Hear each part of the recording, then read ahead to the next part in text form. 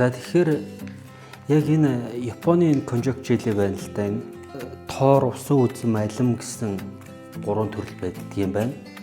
За тэгээд энэ болохоор конжакийн нэг онцлог тал нь өөрөө ямар ч амтгүй байдаг.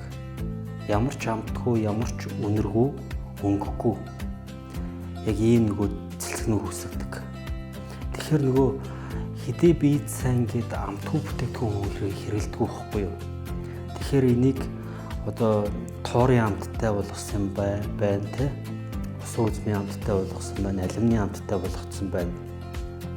Тэгэхээр энэ дээр яг одоо тэр зөвшөөрөгдөх одоо юунуудыг сахар орлуулагч, эритроитол ч юм уу, стевиа ч юм уу те эдрийг хэрэгэлсэн байна. За тэр хүчлэлэг тохируулагч буюу одоо тэр хэрвээ хүчлэлгийг маш сайн тохируулахгүй бол энэ желений бүтэц өөрчлөлтөд явагддаг. Нэг эсвэл дараасаа хатуу юм болчиход иддэг. Эсвэл шингэрчээд өтгөрч өгдөг ч юм уу. Тэгэхээр энэ ч өөрөө нөгөө илүү үйлдвэрлэлийн талын орцууд байгаа байхгүй юу? Нөгөө хүмүүс харахтаа одоо тэр шошгыг уншихтаа бүх юмыг нөгөө хүнд сайн гэж ойлгоод байдаг.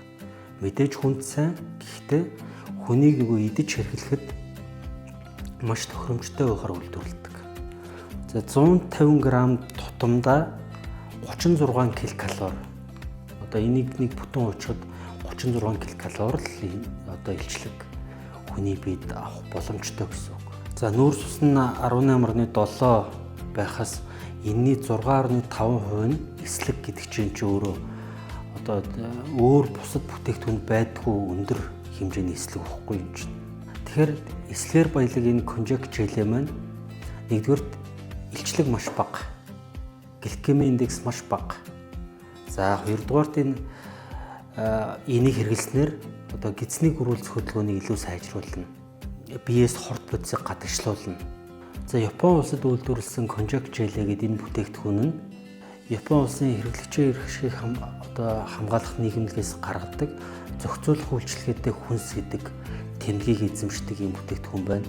Тэгэхээр энэ эслэг гэдэг нь өөрөө яг одоо тэр эрүүл мэндэд чиглэсэн зохицуулах үйлчилгээтэй хүнс гэдэг ангилд орж явдаг энэ сайн бүтээгдэхүүн.